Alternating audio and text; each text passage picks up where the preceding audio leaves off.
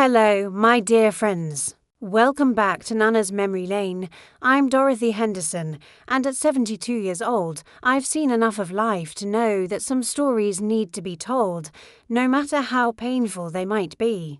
Today, I'm going to share something with you that happened just last month. Something that changed not just my life, but the lives of everyone in our small town of Willowbrook, Connecticut. Before I begin, I want you to do something for me. Subscribe to this channel and leave a comment telling me where you're listening from, because what I'm about to tell you isn't just my story. It's a story about judgment, about cruelty, about secrets that people keep hidden behind picture-perfect smiles, and about how sometimes the truth comes out in the most unexpected ways.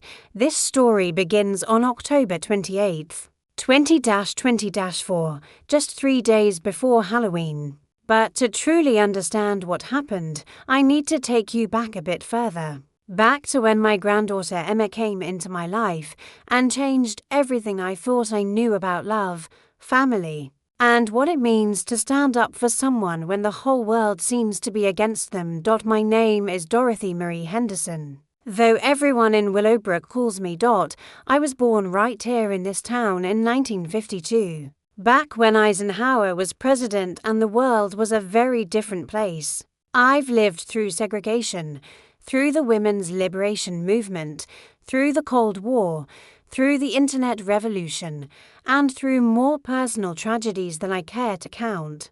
But nothing, and I mean nothing, prepared me for what happened this past Halloween. I married my husband Charles when I was 21 years old. He was a good man, a hard-working electrician who provided for our family and never once raised his voice in anger. We had 2 children, my daughter Patricia and my son Michael. Charles died of a sudden heart attack in 2008, and I thought my heart would never recover from that loss. But life has a way of continuing whether you're ready or not. And my children and grandchildren became my reason for getting up every morning. Patricia, my oldest, married a corporate lawyer named Richard Beaumont.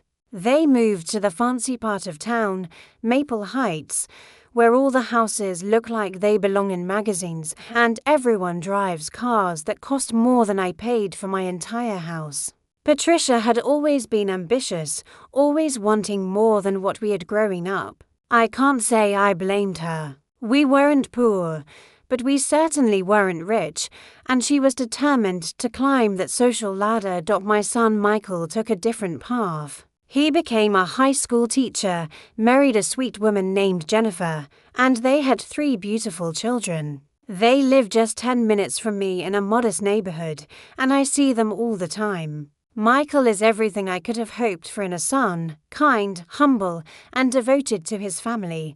But this story isn't about Michael. This story is about Patricia, about her daughter Emma, and about what happens when people care more about appearances than they do about humanity. Emma was born on March 15th, 2012. She was Patricia's second child, coming 4 years after her older brother, Nathaniel. From the moment she was born, I fell completely in love with that little girl. She had the most beautiful green eyes, just like my mother's, and a smile that could light up the darkest room. She was perfect in every single way, or at least, I thought she was perfect. But as Emma grew, it became clear that she was different from other children. She didn't start talking when other babies her age did. She didn't make eye contact the way typically developing children do. She had very specific routines that, if disrupted, would send her into complete meltdowns. She would line up her toys in precise patterns and become distressed if anyone moved them. She was extremely sensitive to certain sounds, textures, and lights when Emma was 3 years old. After months of evaluations and appointments with specialists, she was diagnosed with autism spectrum disorder. The doctors explained that Emma experienced the world differently than most people. Her brain was wired in a unique way that made some things incredibly difficult for her, like social communication and dealing with sensory input, but also gave her extraordinary abilities in other areas. Emma had an incredible memory for facts and details. She could tell you everything about butterflies, her special interest, including scientific names, migration patterns, and life cycles. I loved Emma exactly as she was. To me, she was still that perfect little girl with green eyes and a beautiful smile. Yes, she was different, but different isn't bad. Different is just different. I spent as much time with Emma as I could, learning about her world, understanding what made her comfortable and what caused her distress. I learned to communicate with her in ways that worked for her. I learned that she preferred clear, direct language rather than hints or implications. I learned that she needed warnings before transitions. I learned that she had difficulty with eye contact, but that didn't mean she wasn't listening or didn't care. But my daughter Patricia, I'm sorry to say, had a much harder time accepting Emma's diagnosis. Patricia had always been concerned with appearances, with what other people thought, with maintaining a certain image. And having a daughter with autism didn't fit into the perfect life she had constructed in Maple Heights. I remember the day Patricia came to my house, maybe 6 months after Emma's diagnosis. She sat at my kitchen table, the same table where I'd served her countless meals growing up, and she said something that broke my heart. "Mother," she said, her voice tight with stress, "Richard and I have been talking, and we think it might be best if Emma attended that special school in Hartford. You know, the one for children with disabilities." I set down my coffee cup carefully, trying to control the anger rising in my chest. "Patricia, Emma is only 3 years old. She doesn't need a special school. She needs her family. She needs love and acceptance. You don't understand, Mother," Patricia said, and I could hear the frustration in her voice. "You don't have to deal with the stares at the grocery store when she has a meltdown. You don't have to explain to the other mothers at Nathaniel's school why Emma can't be in the same activities. You don't have to live with the embarrassment. I said, my voice sharper than I intended. "Patricia Marie Henderson Beaumont, are you telling me you're embarrassed of your own daughter?" "That's not what I meant," she said quickly, but I could see the truth in her eyes. "I just want what's best for her. And what's best for our family, what's best for Emma is to be loved and accepted exactly as she is," I told her firmly. "That child is a gift, Patricia, and if you can't see that, then I feel sorry for you."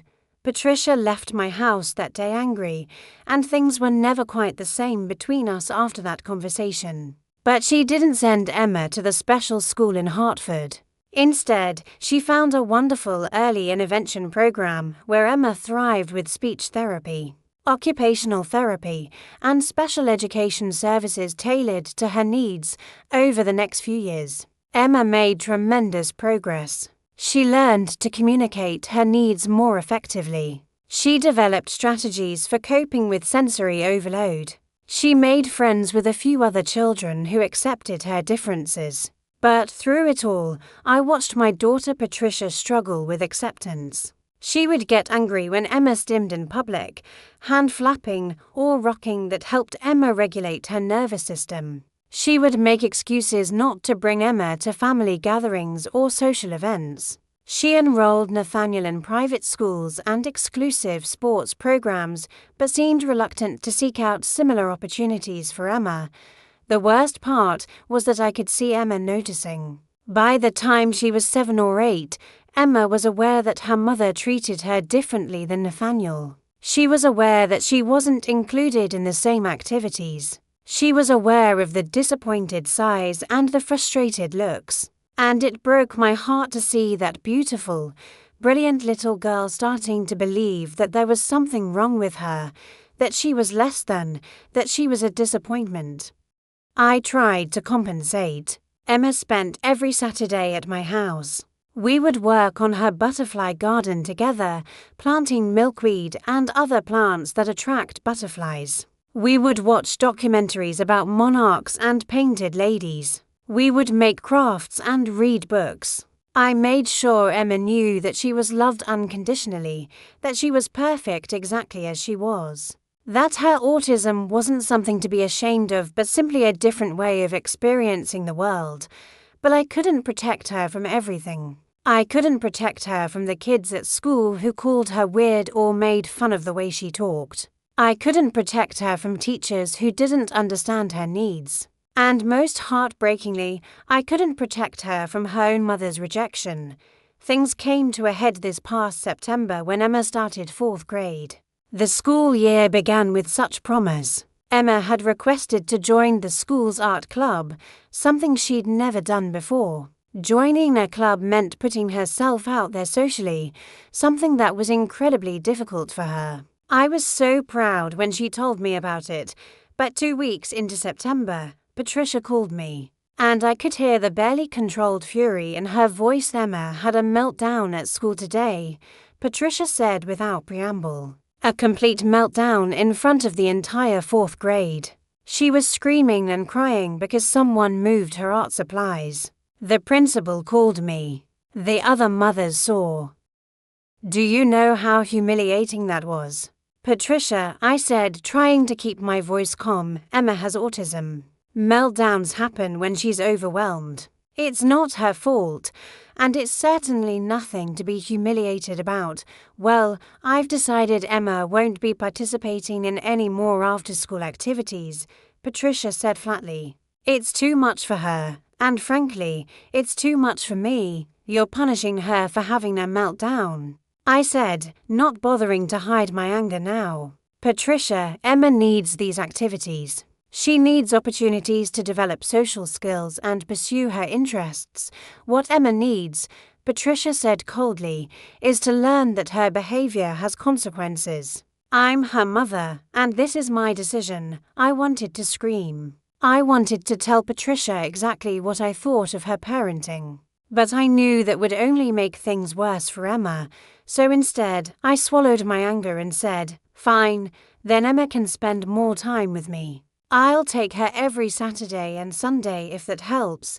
That would actually be helpful, Patricia said, and I could hear the relief in her voice. Relief at not having to deal with her own daughter Dot, so that's what we did. Every weekend, Emma came to stay with me. And those weekends were wonderful. Emma blossomed when she was with me. She was relaxed, happy, herself. We worked in the butterfly garden. We went to the library and checked out stacks of books about insects. We baked cookies and watched movies. We talked about everything and nothing. It was during one of these weekends in early October that Emma first mentioned Halloween. We were sitting in the garden, watching a monarch butterfly that had landed on the milkweed we'd planted together, Nana. Emma said, using the name she'd called me since she was tiny, "Can I tell you something?" "Of course, sweetheart," I said. "You can tell me anything. I really want to dress up as a butterfly for Halloween," she said, her eyes still fixed on the monarch. Not a princess butterfly or a cute butterfly. A real butterfly. A monarch butterfly specifically. With accurate wing patterns and everything. I smiled. "That sounds absolutely perfect. Emma, we could make the costume together." Her face lit up in that beautiful smile that I loved so much. "Really? You'd help me make it?" "Of course I would," I told her. "We could research monarch wing patterns and make it as scientifically accurate as possible. It'll be a project. For the next 3 weeks, Emma and I worked on that costume. We researched monarch butterfly wing patterns, studying photographs and diagrams to get every detail right. We went to the fabric store and carefully selected materials. Orange fabric for the main wings, black fabric for the veins and borders, white fabric for the spots. We designed the costume so that Emma would wear all black, and the wings would attach to her arms and back, creating the effect of a full monarch butterfly when she spread her arms. Emma was so excited about this costume. She talked about it constantly. She drew pictures of how it would look. She researched interesting facts about monarchs that she could share with people on Halloween night. For the first time in a long time, I saw Emma genuinely excited about something social. about participating in a community event. We finished the costume on October 26th, 2 days before that fateful day. When Emma tried it on in my living room and spread her arms wide, I nearly cried. It was beautiful. The wing pattern was accurate down to the smallest detail. The colors were vibrant. And Emma, standing there with her arms spread and that huge smile on her face, looked absolutely radiant. "Nana," she said, "this is the best costume ever. Thank you for helping me make it. You're very welcome, sweetheart," I told her. "You're going to be the most beautiful and scientifically accurate butterfly in all of Willowbrook." I took Emma home that evening with her costume carefully packaged. When Patricia answered the door, I explained that we'd finished the Halloween costume. "That's nice, Mother," Patricia said absently, barely glancing at the package. "Just put it in Emma's room, Patricia," I said. "You should see it. Emma worked so hard on it, and it turned out beautifully."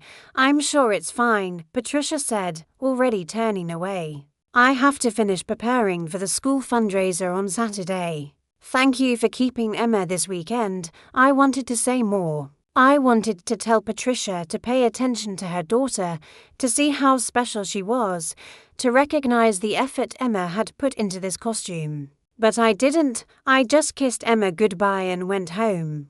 Hoping that Halloween would be a good experience for my granddaughter, I should have known better. October 28th arrived, a Monday, 3 days before Halloween. The elementary school was having their annual Halloween parade that afternoon, where all the students would dress up and walk around the school grounds while parents watched and took pictures. It was a big event in Willowbrook, one that many parents took time off work to attend. I had asked Patricia if she wanted me to come to the parade to support Emma, but she told me it wasn't necessary, that she and Richard would be there. I accepted that, though something in my gut told me I should go anyway. That feeling turned out to be right. At approximately 2:30 that afternoon, my phone rang. It was Emma, sobbing so hard I could barely understand her. "Nana," she choked out between sobs. "Nana, please come get me. Please." My heart dropped into my stomach. "Emma, sweetheart, what happened? Where are you?" "I'm at school," she sobbed. "In the nurse's office." "Nana," everyone laughed at me. Everyone. They said my costume was ugly and weird. They said I looked stupid. "And Mommy," Emma broke down completely, unable to continue. I could hear the school nurse in the background, trying to comfort her. "I'm on my way right now," I said firmly. "I'll be there in 10 minutes. Tell the nurse I'm coming." I grabbed my keys and drove to Willowbrook Elementary faster than I probably should have. My mind was racing with worry and, I'll admit, with growing anger. What had happened to my granddaughter? And what had Patricia done, or not done, to protect her? When I arrived at the school, I went straight to the nurse's office. Emma was sitting on the cot, still in her butterfly costume, tears streaming down her face. Her eyes were red and puffy from crying. The moment she saw me, she jumped up and ran into my arms. "Nana," she sobbed into my shoulder. It was so awful. I held her tight, stroking her hair, trying to calm her down. "It's okay, sweetheart. I'm here now. Tell me what happened." Through broken sobs, Emma told me the story. She had been so excited to wear her butterfly costume to school. She'd put it on that morning with such pride, telling her mother all about the accurate wing patterns and the interesting monarch butterfly facts she'd memorized to share with people. Patricia, according to Emma, had barely looked at the costume. She'd been on her phone, texting about some event, and had just said, "That's nice, dear. The bus will be here in 5 minutes." Emma had gone to school, excited for the Halloween parade. But when she got to her classroom, the other children had started laughing. Not friendly laughter, but cruel, mocking laughter. "Look at Emma's costume," one girl named Madison had said loudly. "It's so weird. Who dresses up as a butterfly for Halloween? You're supposed to be something scary or cool, not a bug." Other children had joined in. "That's the ugliest costume I've ever seen," one boy had said. "It doesn't even look like anything. It just looks like a bunch of orange and black fabric."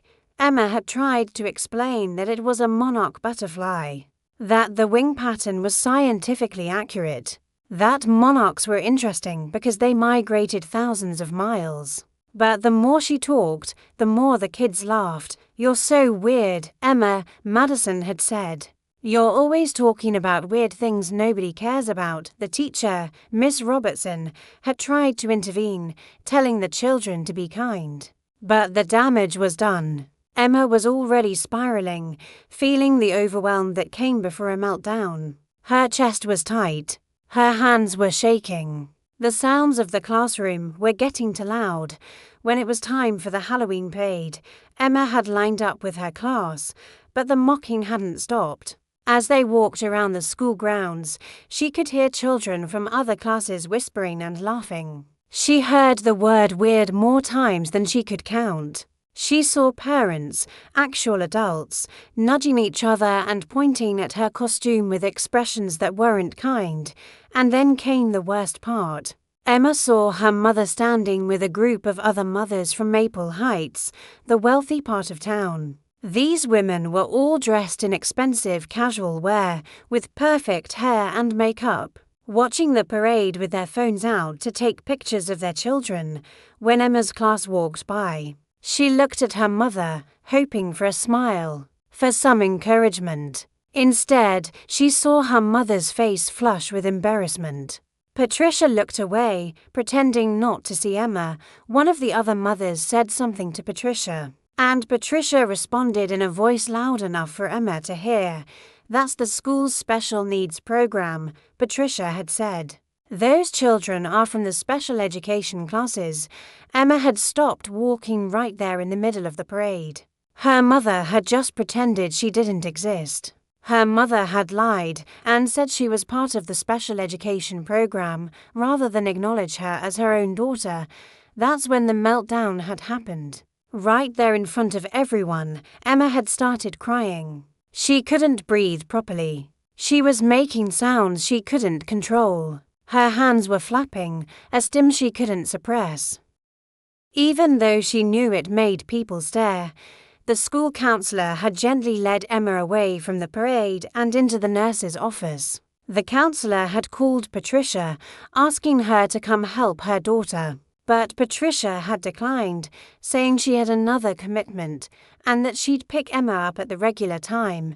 That's when Emma had called me Dot as I sat there in the nurse's office. Holding my sobbing granddaughter, I felt a rage building inside me that I hadn't felt in years. How dare those children be so cruel? How dare those parents laugh at a child? How dare the school allow this to happen? But most of all, how dare Patricia deny her own daughter? "Emma," I said gently, "I want you to listen to me very carefully. There is absolutely nothing wrong with your costume. It's beautiful and creative and scientifically accurate. There is absolutely nothing wrong with you. You are perfect exactly as you are." Those children who laughed are ignorant. They don't understand that being different is something to be celebrated, not mocked. "But Mommy," Emma whispered. Mommy was embarrassed of me. She pretended I wasn't even her daughter. I didn't know what to say to that because it was true, and I couldn't lie to Emma. She was too smart, too perceptive. So instead, I just held her tighter and said, "Sometimes adults make terrible mistakes, sweetheart. Sometimes adults fail to be the people they should be. But that is not your fault. That is never your fault." The school counselor, Mrs. Chen, came into the office then. She was a kind woman in her 50s who I'd met a few times at school events. "Mrs. Henderson," she said gently, "I'm so sorry about what happened today. We're going to be addressing the bullying with the students involved. What happened to Emma was completely unacceptable." "Thank you," I said, though I knew that addressing it after the fact wouldn't undo the damage. "I'd like to take Emma home now if that's all right." "Of course," Mrs. Chen said. She looked at Emma with genuine compassion. "Emma, I want you to know that I think your costume is one of the most creative and well-made costumes I've ever seen. The detail in those wings is remarkable. You should be very proud of the work you did." Emma managed a small smile at that, though her eyes were still red from crying. I took Emma back to my house. She was quiet in the car, staring out the window. When we got home, she went straight to my guest room, took off the butterfly costume, and lay down on the bed. "I never want to wear that costume again," she said quietly. "I never want to go trick-or-treating. I never want to go to another school event. I just want to stay here with you, Nana, where people don't laugh at me." My heart broke into 1,000 pieces. This beautiful, brilliant child was letting cruel people make her feel ashamed of who she was. She was internalizing their judgment, their mockery. "Emma," I said, sitting on the edge of the bed, "I understand that you're hurt right now. What happened today was painful and unfair. But I don't want you to hide who you are because of ignorant people. Your costume is beautiful. Your love of butterflies is beautiful. You are beautiful. Then why did everyone laugh?" she asked, her voice small and broken.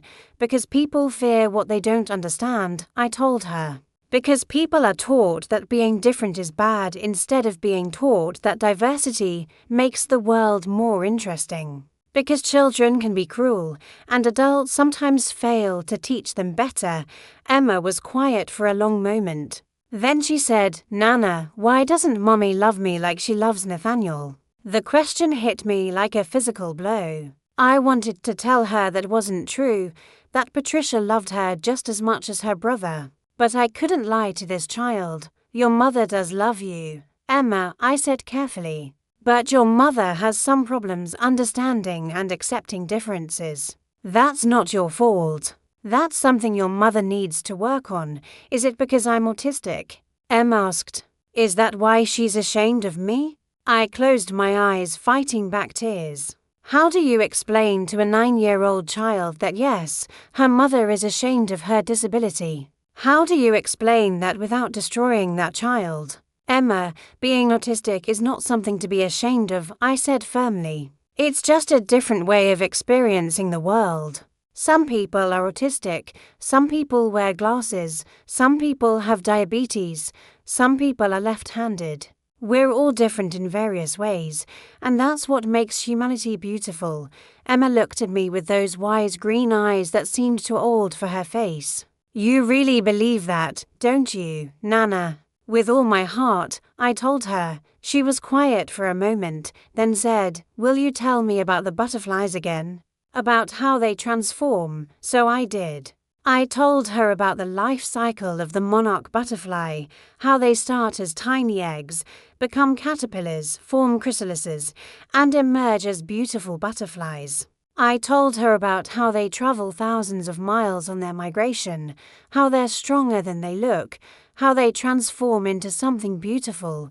"You're like a butterfly, Emma," I told her. "You're in the process of becoming who you're meant to be. And when you emerge from this difficult time, you're going to be even more beautiful than you already are." Emma fell asleep curled up next to me, exhausted from crying. I stayed with her, stroking her hair, planning what I was going to say to Patricia.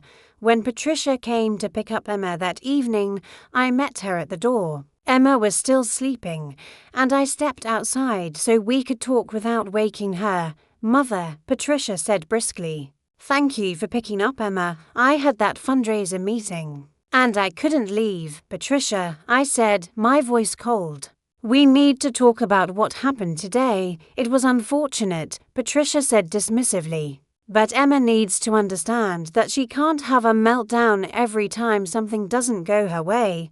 "A meltdown?" I said, my voice rising. "Patricia, Emma had a breakdown because she was bullied by her classmates and then denied by her own mother." Patricia's face flushed. "I didn't deny her. I just didn't want to make a scene. You told those women that Emma was part of the special education program," I said. "You pretended she wasn't your daughter because you were embarrassed by her costume. She looked ridiculous," Patricia snapped. "A butterfly. For Halloween? With all those other children dressed as princesses and superheroes, Emma shows up looking like something from a science textbook. She looked creative and intelligent, I shot back. She looked like a child who put thought and effort into her costume. She looked like a child who was excited about something she loves. Well, now she's learned that being weird has social consequences, Patricia said coldly. I stared at my daughter. This woman I had raised, and barely recognized her. When did you become so cruel? I asked quietly. Patricia's eyes flashed with anger. I'm not cruel. I'm realistic. Emma needs to learn to fit in if she's going to have any chance at a normal life. She needs to learn that her obsessions and her behaviors are not acceptable in polite society. Her obsessions are called special interests, I said, and they're a beautiful part of who she is. Her behaviors are called stimming, and they help her regulate her nervous system. And there is nothing wrong with Emma being exactly who she is. You're not her mother, Patricia said. You don't have to deal with the stares and the questions and the judgment. No, I said, I'm her grandmother who loves her unconditionally. And I'm ashamed that my daughter can't do the same. Patricia's face went white with fury. How dare you judge my parenting? You have no idea what it's like raising a child like Emma. A child like Emma. I repeated. You mean a kind, intelligent, creative child. You're right, Patricia. I was blessed to raise children who had empathy and compassion. Something you seem to have lost along the way. I'm not going to stand here and be lectured by you, Patricia said. Wake up, Emma. We're going home. Emma is staying here tonight, I said firmly. She's exhausted, and she needs to be somewhere she feels safe. She's my daughter, Patricia said. Then act like her mother, I snapped back. Patricia glared at me for a long moment, then turned and walked back to her car. Fine, she can stay tonight. But I'm picking her up tomorrow morning. I watched her drive away, my heart pounding with anger and grief. How had my daughter turned into this person? When had she started caring more about what other people thought than about her own child's well-being? That night, I lay awake for hours, thinking about Emma, about Patricia, about the cruelty I'd witnessed. And I made a decision. I wasn't going to let this stand. I wasn't going to let those children's cruelty and Patricia's shame define Emma's Halloween or her sense of self-worth. I was going to do something about it. The next morning, Tuesday, October 29th, I woke up early and made Emma her favorite breakfast, chocolate chip pancakes. She came into the kitchen still looking sad, but she managed a small smile when she saw the pancakes.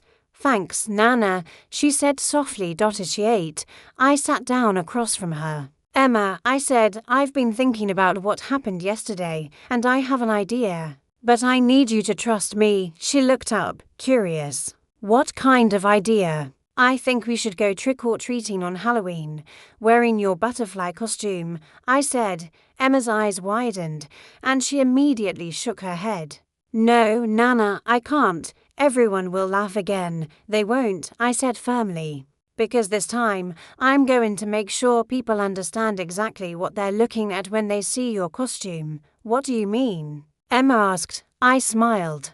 I mean I'm going to make sure that everyone in Willowbrook knows the truth about you, about your costume, and about the cruelty that happened yesterday. Emma looked uncertain. How are you going to do that? Leave that to me, I said. But I need to know if you'll trust me. Will you wear your costume on Halloween if I promise you that things will be different this time? Emma was quiet for a long moment, considering. Finally, she said, will you be with me? Every single step. I promised. Okay, she said softly. I'll try. After Emma agreed, I set my plan in motion. First, I called the principal of Willowbrook Elementary, Dr. Marshall. I'd known him for years, as he'd been a teacher when my own children attended the school. Dr. Marshall. I said when he answered, this is Dorothy Henderson. I need to speak with you about what happened during the Halloween parade yesterday. Mrs. Henderson, he said. his voice cautious. "I heard about the incident with Emma. I want you to know we're taking it very seriously." "Good," I said, "because I want to know exactly what you're doing about the bullying. And I want to know what measures are being put in place to ensure Emma feels safe at school." We talked for over an hour. Dr. Marshall assured me that the children who had mocked Emma were being spoken to by their parents and would be required to apologize. He said the school would be implementing a new program about acceptance and understanding neurodiversity. He promised that Emma's teacher, Miss Robertson, would be receiving additional training on supporting students with autism. "I appreciate all of that," I told him. "But I want something more. I want to address the students myself. I want to do a presentation about autism, about acceptance, about the damage that bullying does." "That's an excellent idea," Dr. Marshall said. "When would you like to do this?" "This week," I said, "before Halloween. And I want Emma to be part of it, if she's willing. Let me arrange it," Dr. Marshall said. "I'll call you back within the hour." He was true to his word. An hour later, he called back and said we could do the presentation on Halloween morning, before the students were dismissed for the day. The entire 4th grade will attend, as well as any other students and staff who wanted to come. Next, I called the local newspaper, the Willowbrook Chronicle. I'd known the editor, Margaret Sullivan, for decades. We'd served on church committees together and had always gotten along well. "Margaret," I said, "I have a story for you. A story about bullying, about autism acceptance, and about a grandmother who isn't going to stand by while her granddaughter is mocked." "I'm listening," Margaret said. I told her everything. About Emma's costume, about the parade, about the bullying, about Patricia's denial of her own daughter. I spoke for over an hour, and Margaret listened to every word. "Dorothy," she said when I finished, "this is an important story. Would you be willing to be interviewed? And would Emma be willing to have her photograph in the paper wearing her butterfly costume?" I thought about it carefully. Putting Emma in the newspaper would make her the center of attention, which could be difficult for her. But it would also send a powerful message about acceptance and standing up to bullying. "Let me talk to Emma," I said. "I'll call you back." When I asked Emma, she surprised me with her answer. "Nana," she said, "if telling my story could help other kids who are different like me, then I want to do it. I don't want other kids to feel as bad as I felt yesterday." My heart swelled with pride. Even after everything she'd been through, Emma's first thought was about helping others. "Then we'll do it," I told her. That afternoon, Margaret came to my house with a photographer. She interviewed Emma about her love of butterflies, about why she'd chosen her costume, about what had happened at the parade. Emma spoke clearly and honestly, explaining her autism in terms that even adults often struggle to articulate. "I have autism," Emma told Margaret, "which means my brain works differently than most people's brains. Some things that are easy for other people are hard for me, like looking people in the eyes or understanding sarcasm. But some things that are hard for other people are easy for me, like remembering facts or noticing details. I'm not better or worse than other people. I'm just different." "And why did you choose to dress as a butterfly for Halloween?" Margaret asked. Emma's face lit up. "Because butterflies are amazing. They go through this complete transformation called metamorphosis, where they change from a caterpillar into a butterfly.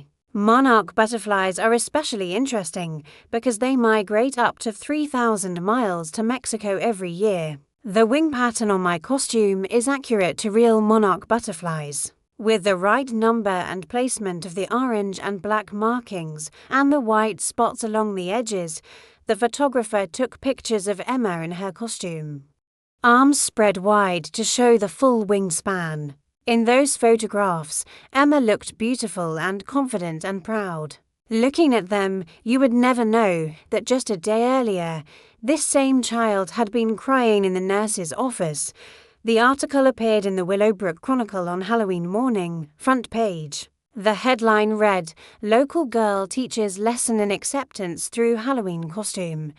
The article told Emma's story, including the details of the bullying she'd faced and her mother's denial. It quoted Dr. Marshall about the school's new initiatives around neurodiversity education, and it featured a beautiful photograph of Emma in her butterfly costume, arms spread wide, with a caption that read, "Emma Henderson, 9." Shows off her scientifically accurate monarch butterfly costume that she and her grandmother created together when I picked up the paper from my driveway that morning. I stood there reading it with tears streaming down my face. Margaret had written Emma's story with such compassion and dignity. She had made it clear that what happened to Emma was wrong, that bullying of neurodivergent children was unacceptable, and that the community needed to do better, but Margaret had done something else, something I hadn't expected.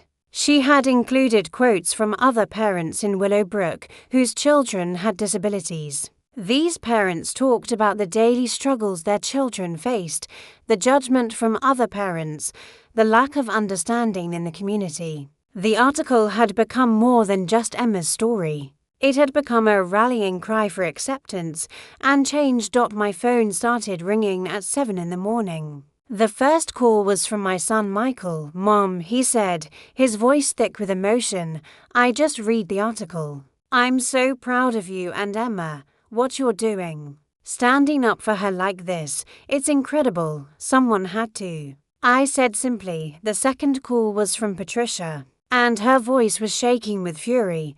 "How could you?" She screamed into the phone. "How could you put Emma in the newspaper like that? How could you tell everyone our private business? Do you have any idea how humiliating this is?" "Humiliating for whom, Patricia?" I asked coldly. "For you. Because this article isn't about you. It's about your daughter and the cruelty she faced. You made me look like a terrible mother," Patricia said. "I didn't make you look like anything," I replied.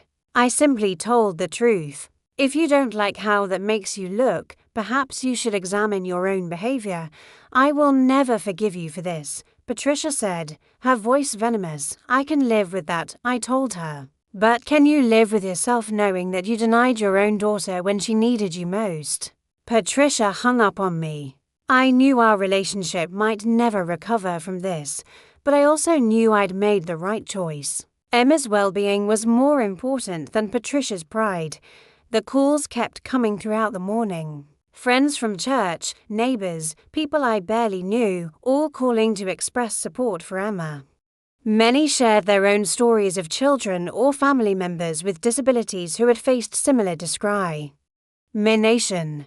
The outpouring of support was overwhelming. At 9 o'clock, Emma and I drove to Willowbrook Elementary for the presentation. Emma was wearing her butterfly costume, and this time she held her head high. She was nervous, I could tell, but she was also determined. When we arrived at the school, I was shocked by what I saw. The parking lot was packed with cars. The front entrance of the school was decorated with paper butterflies, clearly made by students that morning. And there was a banner hanging over the door that read, "Willowbrook Elementary celebrates differences." Dr. Marshall met us at the entrance with a warm smile. "Mrs. Henderson, Emma, welcome. We've had an overwhelming response to your visit. Not just the 4th grade, but students from all grades have asked to attend. We've set up in the gymnasium to accommodate everyone. As we walked through the hallways toward the gymnasium, something remarkable happened. Students who saw Emma in her costume didn't laugh or point. Instead, they smiled and waved.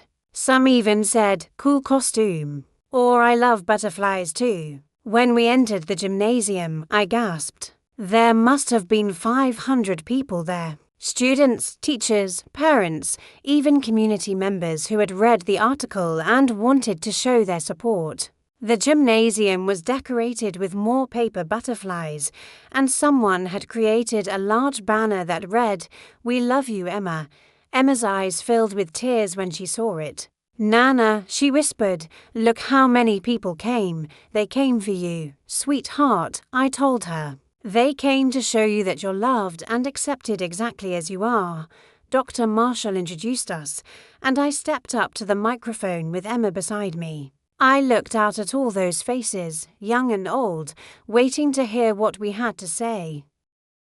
"Good morning," I began. "My name is Dorothy Henderson, and this is my granddaughter, Emma. We're here today to talk about something very important: acceptance, understanding, and the damage that cruelty can cause." I spoke for 20 minutes. I talked about Emma's autism, explaining what it meant in terms that children could understand. I talked about how autism wasn't something to be ashamed of or afraid of, but simply a different way of experiencing the world. I explained that autistic people often have special interests that they're passionate about, like Emma's love of butterflies, and that these interests should be celebrated, not mocked. I talked about the Halloween parade, about the cruelty Emma had faced, and about how words can hurt just as much as physical violence. I saw several children in the audience look down at their shoes, and I knew they were among those who had laughed at Emma. When you mock someone for being different, I said, you're not just hurting that person. You're telling them that they don't belong, that they should hide who they are, that they should be ashamed of themselves. And that's not just wrong, it's dangerous. Because when we teach children to hide who they are, when we teach them that being different is bad, we rob the world of their unique gifts and perspectives. Then I invited Emma to speak. She stepped up to the microphone, and her voice was clear and strong. "My name is Emma Henderson," she said. "I'm 9 years old, and I have autism. I also really love butterflies. I made this costume because I wanted to dress up as something I love, something that's beautiful and strong and amazing." Monarch butterflies travel thousands of miles on their migration. They're small, but they're incredibly strong. And they transform from caterpillars into something beautiful. Emma paused, looking out at the crowd. When people laughed at my costume, it hurt. It made me feel like I was stupid and weird and like I didn't belong. But my Nana taught me that being different isn't bad. It's what makes each of us special. So I'm here today wearing my butterfly costume again, because I'm not ashamed of who I am. And I hope that if any of you are different in any way, you won't be ashamed either. The gymnasium erupted in applause. It started with a few people clapping, then more and more, until everyone was on their feet, applauding Emma's courage. I saw teachers wiping tears from their eyes. I saw students who had mocked Emma looking ashamed. And I saw Emma standing there in her butterfly costume, smiling with genuine happiness for the first time in days. After the presentation, something beautiful happened. Students came up to Emma to apologize, to tell her they thought her costume was cool, to ask her questions about butterflies. The girl named Madison, who had been one of the cruelest on the day of the parade, approached Emma with tears in her eyes. "Emma," Madison said quietly, "I'm really sorry for what I said about your costume. I was mean, and that was wrong. Your costume is actually really cool, and I wish I'd been brave enough to wear something I really loved instead of just dressing up as a princess like everyone else." Emma looked at her for a moment, then said, "Thank you for apologizing. And you can be a princess and like other things too. You don't have to choose." Madison smiled through her tears and nodded. Other children came up with their own apologies and expressions of support. Some asked Emma to tell them more about monarch butterflies. A few even asked if Emma would help them learn more about insects, saying they'd always thought bugs were interesting, but were afraid to admit it because it wasn't cool. I stood back and watched this transformation happening. This shift from cruelty to compassion, and I felt an overwhelming sense of hope. Children are capable of such terrible cruelty, but they're also capable of tremendous kindness when they're taught better. But not all the reactions were positive. As we were leaving the gymnasium, I saw Patricia standing near the back exit. Her face was red, her jaw clenched. She grabbed my arm as I passed. "Are you satisfied now?" she hissed. "You've turned my daughter into a spectacle. You've made our family the talk of the town. Everyone knows our business now. Your daughter is a hero," I said firmly. She stood up in front of hundreds of people and spoke her truth. She helped other children understand that being different is okay. If you can't see how remarkable that is, then I truly feel sorry for you. You've poisoned Emma against me, Patricia said. She wouldn't have done this if you hadn't pushed her. I gave Emma a choice, I told her. I asked if she wanted to speak out or stay quiet. She chose to speak out because even at 9 years old, she understands something you apparently don't, that silence in the face of cruelty is complicity. Patricia's eyes filled with tears. But they were tears of anger, not sadness. I'm her mother. You had no right to make this decision. You're right, you are her mother, I said. So start acting like it. Start defending her instead of being embarrassed by her. Start celebrating her uniqueness instead of trying to make her fit into some narrow definition of normal. Start loving her unconditionally, the way a mother should. How dare you tell me how to parent my child, Patricia said. Someone needs to, I replied. Because right now, you're failing her, Patricia stormed off without another word. I knew I'd probably made the rift between us even worse, but I didn't regret it. Emma needed someone to stand up for her, and if her own mother wouldn't do it, then I would. That afternoon, Emma and I went back to my house to prepare for trick-or-treating that evening. As we were getting ready, the doorbell rang. When I opened it, I found a reporter from the local television news station standing there with a cameraman. Mrs. Henderson, the reporter said. My name is Jennifer Cole from WCTV News. We read about Emma's story in the Chronicle this morning, and we'd love to do a segment about it for tonight's news. Would you and Emma be willing to be interviewed? I looked at Emma, who nodded enthusiastically. Yes, she said. If it helps other kids like me, I want to do it. So we did the interview in my front yard, with Emma wearing her butterfly costume. Jennifer asked Emma many of the same questions Margaret had asked, and Emma answered with the same clarity and confidence. She talked about autism, about butterflies, about the importance of accepting differences. What would you say to other children who are different and who might be afraid to be themselves? Jennifer asked. Emma thought for a moment, then said, I would say that being different is what makes you special. There's only one you in the whole world, and that's amazing. Don't let other people make you feel bad for being who you are. And if they do, remember that their words say more about them than they say about you.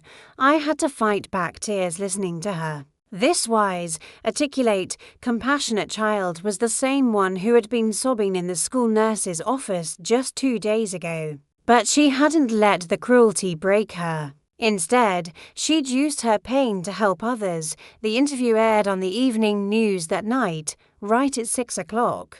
By the time it was over, my phone was ringing off the hook again. This time, it wasn't just people from Willowbrook calling. People from all over Connecticut had seen the story and were calling to express support.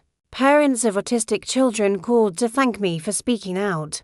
Autistic adults called to thank Emma for her bravery and to share their own stories of being bullied for being different. One call in particular stood out. It was from a woman named Sarah who lived in Hartford. Mrs. Henderson, she said, her voice emotional. I just watched your granddaughter on the news, and I had to call. I'm autistic, and when I was Emma's age, I was bullied mercilessly for being different. No one stood up for me. No one told me it was okay to be who I was. I spent years trying to hide my autism, trying to pretend to be normal, and it nearly destroyed me. Seeing Emma stand up so bravely, and seeing you defend her so fiercely, it made me wish I'd had someone like you in my life when I was her age. Thank you for being the advocate that all autistic children deserve. I thank Sarah for calling and told her how much her words meant. After I hung up, I shared the conversation with Emma.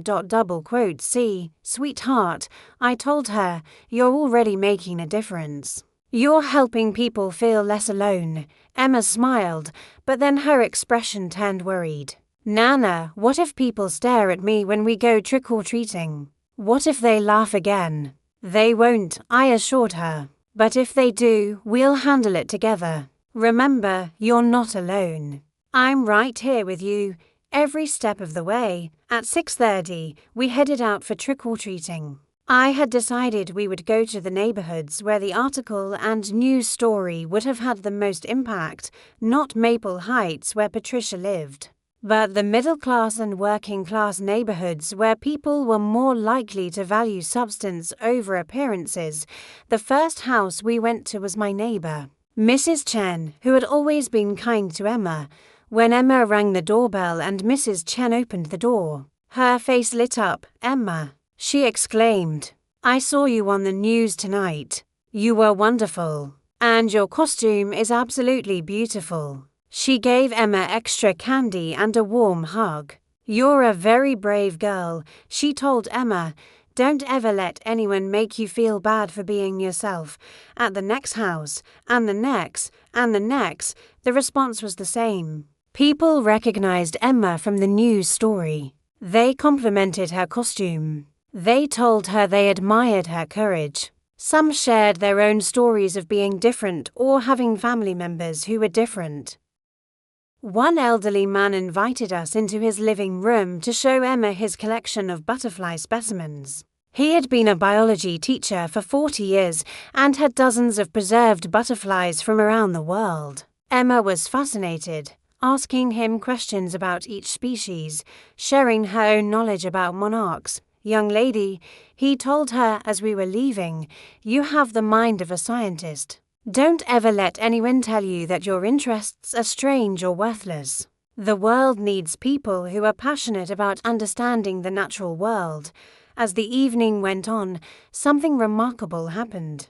Other children started approaching Emma, not to mock her, but to tell her they thought her costume was cool. Some asked questions about butterflies. Others shared their own interests that they'd been afraid to talk about because they thought people would think they were weird. One boy, maybe 10 years old, approached Emma shyly and said, "I saw you on the news. I wanted to tell you that I really like rocks and minerals, but I don't tell anyone at school because I'm afraid they'll make fun of me. But after hearing you talk about butterflies, I think maybe it's okay to like what I like." Emma smiled at him. "It's definitely okay," she said. "Rocks and minerals are really interesting. Did you know that butterfly wings get their colors partly from the structure of the scales on their wings? Which is kind of like how minerals can have different colors based on their crystal structure." The boy's face lit up, and they talked about geology and entomology for 10 minutes while I chatted with his mother. She thanked me for speaking out about acceptance. "My son has ADHD," she told me quietly, "and he struggled with fitting in. Seeing Emma's courage has inspired him to be more open about who he is." "Thank you for that." By the end of the evening, Emma's candy bag was overflowing, but more importantly, her confidence was soaring. She had faced her fear of being mocked again, and instead, she had been celebrated and supported. As we walked back to my house, Emma slipped her hand into mine. "Nana," she said, "today was one of the best days of my life. Thank you for believing in me. Thank you for making everyone understand. You did that yourself, sweetheart," I told her. "All I did was give you the platform. You're the one who had the courage to speak up." When we got back to my house, we found a surprise waiting for us. There were gifts on my front porch, dozens of them. Neighbors and strangers had dropped off presents for Emma, books about butterflies and insects, art supplies, science kits, and handwritten notes of encouragement. Emma was overwhelmed. We spent an hour opening everything and reading all the notes. Many were from autistic adults thanking Emma for her advocacy. Some were from parents thanking her for helping their children understand acceptance. Others were simply from kind people who wanted Emma to know she was valued. One note in particular made Emma cry happy tears. It was from Madison, the girl who had been so cruel during the Halloween parade. "Dear Emma," it read, "I'm so sorry for how I treated you. Watching you speak at school today made me realize how brave and strong you are. You're not weird. You're special. I hope we can be friends." From Madison, Nana, Emma said, holding the note. Do you think Madison really means it? I think she does, I said. I think seeing you stand up for yourself taught her an important lesson. People can change, Emma. People can learn to be better. That night, after Emma had gone to bed, exhausted but happy, I sat in my living room reflecting on everything that had happened over the past 3 days. It had been a whirlwind of emotion, conflict, and ultimately triumph, but I knew the story wasn't over. The next morning, Patricia called again. This time, her voice was different, quieter, less angry.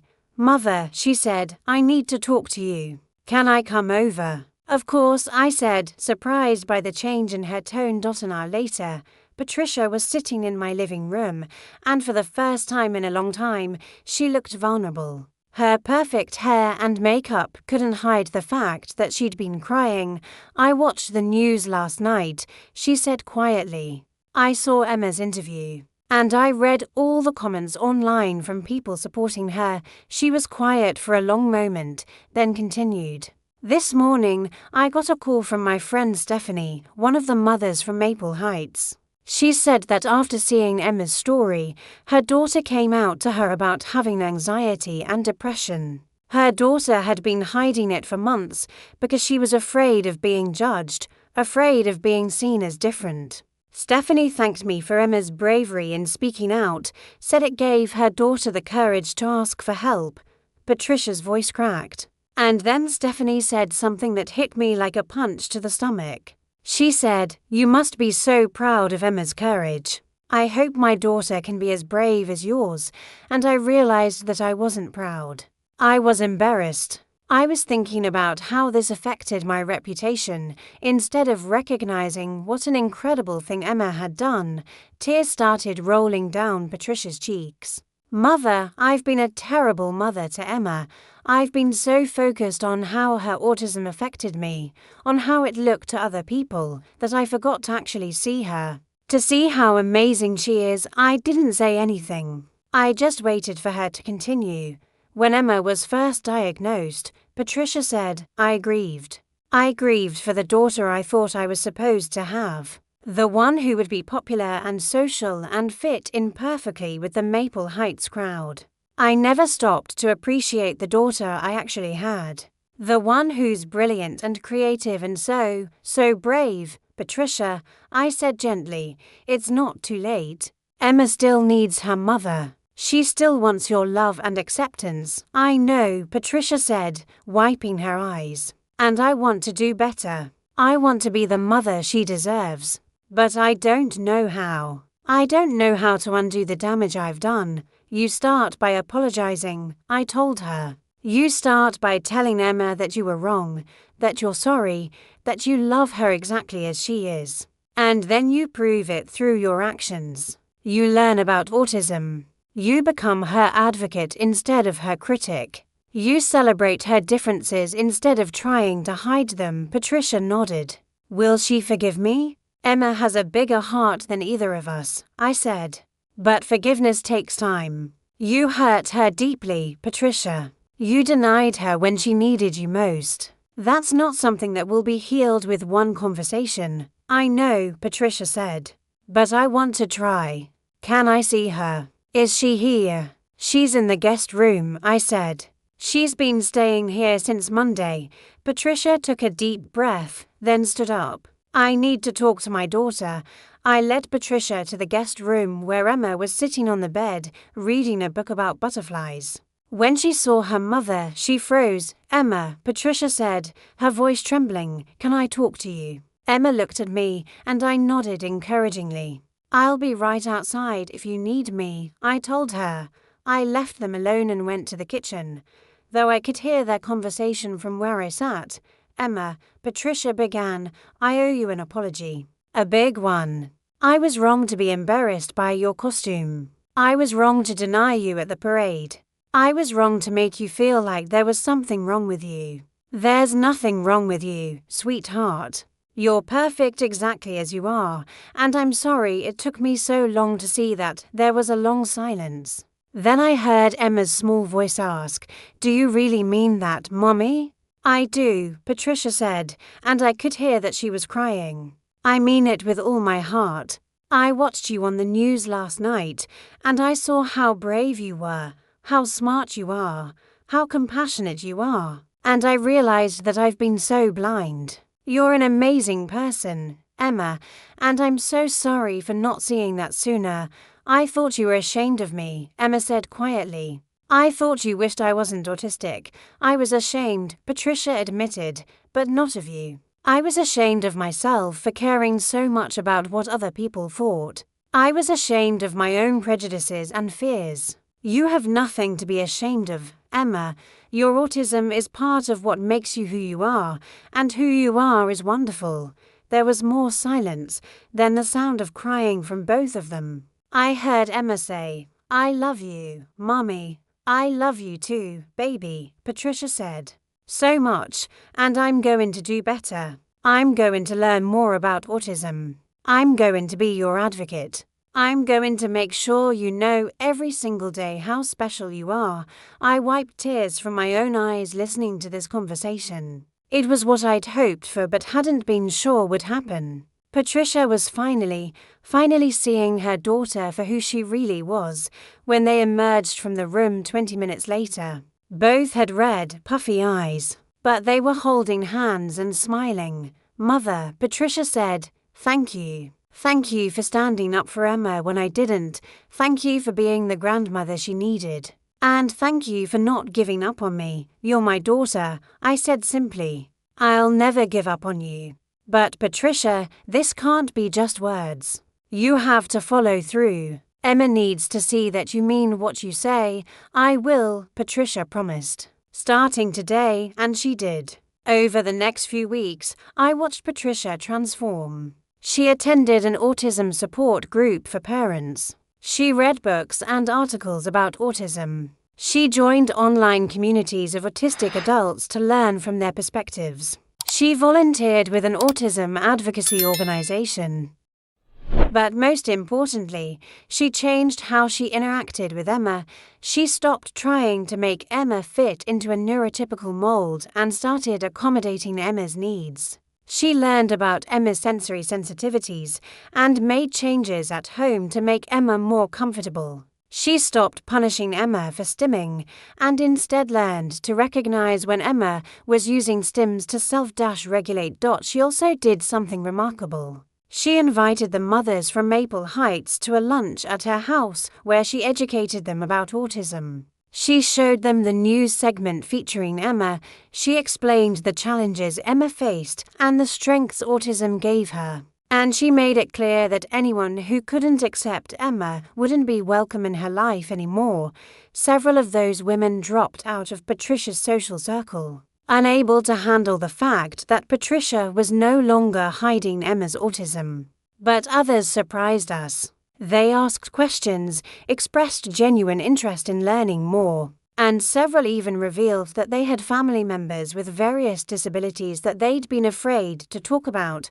The ripple effects of Emma's courage continued to spread through Willowbrook. The school district implemented a comprehensive neurodiversity education program. Local businesses displayed posters about autism acceptance. The town council declared April as Autism Acceptance Month and planned a community celebration. Emma became something of a local celebrity, but in the best possible way. Children at school sought her out to hear her facts about butterflies. Teachers invited her to give presentations about autism to their classes. She was featured in a regional magazine as a young advocate for disability rights, but the most important change was in Emma herself. She walked taller. She smiled more. She was more willing to try new things and put herself out there socially. She still had difficult days, still had meltdowns when overwhelmed, still struggled with aspects of social interaction. Autism didn't disappear, but she no longer felt ashamed of being autistic.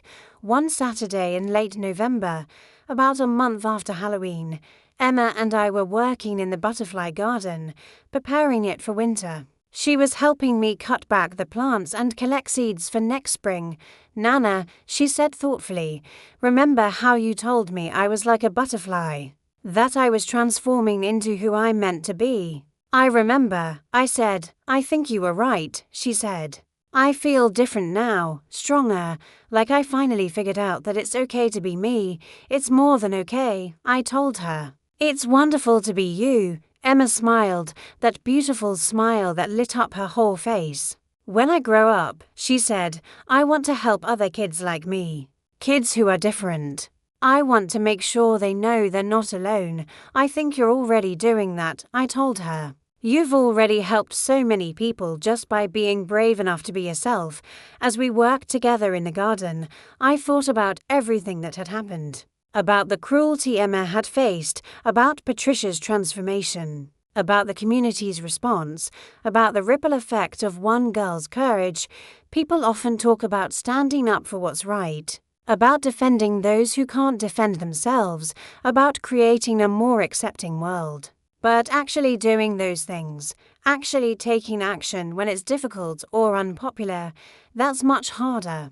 It requires courage, determination, and a willingness to face conflict and criticism. When I first saw Emma crying in that nurse's office, I could have just comforted her and tried to move past it. I could have told her to ignore the bullies and keep her head down. I could have accepted Patricia's behavior and prioritized keeping peace in our family, but I didn't do any of those things. Instead, I chose to fight. I chose to make noise, to tell Emma's story publicly, to demand better from the school, the community, and my own daughter. And yes, it was uncomfortable. Yes, it damaged my relationship with Patricia, at least temporarily. Yes, it thrust Emma into the spotlight in a way that could have backfired. But it was worth it.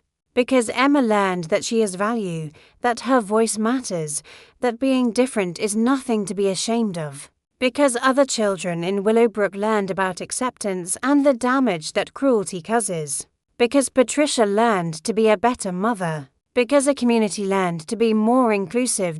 One person's courage can change a community. Emma's courage in standing up at that assembly inspired other children to be themselves. My courage in defending Emma showed other grandparents and parents that they could advocate for their different children. Patricia's courage in admitting she was wrong and changing her behavior showed that it's never too late to become a better person. Now, my dear friends, I'm going to tell you the part of this story that I haven't shared with anyone except Emma and Patricia. The part that explains why I'm telling you all of this today.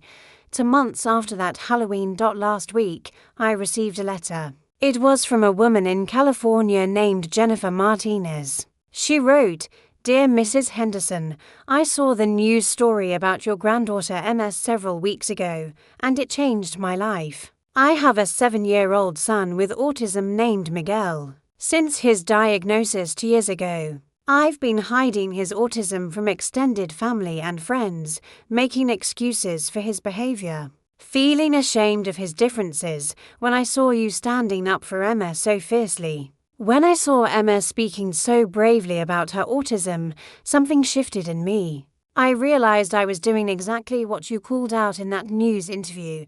I was teaching my son to be ashamed of who he is. The day after I saw that interview, I sat down with Miguel and apologized. I told him there was nothing wrong with him, that his autism was part of what makes him special. And then I did something I'd been too afraid to do before.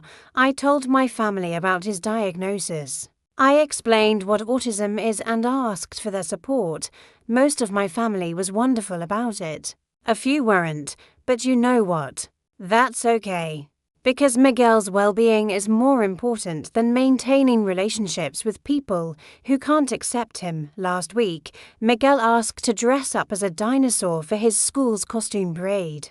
Not a cute, cartoonish dinosaur, but a scientifically accurate velociraptor complete with feathers. It wasn't a traditional or popular costume choice, but it was what he loved, what he was passionate about. And because of you and Emma, I encouraged him. I helped him research and create his costume. When he wore it to school, a few kids laughed. But Miguel stood proud. And when other kids asked questions, he enthusiastically shared facts about velociraptors. By the end of the day, he'd made new friends who were also interested in dinosaurs. Mrs. Henderson, I'm writing to thank you. Thank you for showing me what advocacy looks like. Thank you for demonstrating that our children's self-acceptance is more important than other people's comfort. Thank you for reminding me that being different is something to celebrate. Because of you and Emma, Miguel is learning to love himself. And because of you, I'm learning to be the mother he deserves. With deep gratitude, Jennifer Martinez. When I finished reading that letter, I cried. Not sad tears, but tears of joy and fulfillment. Because that letter proved that what we did mattered.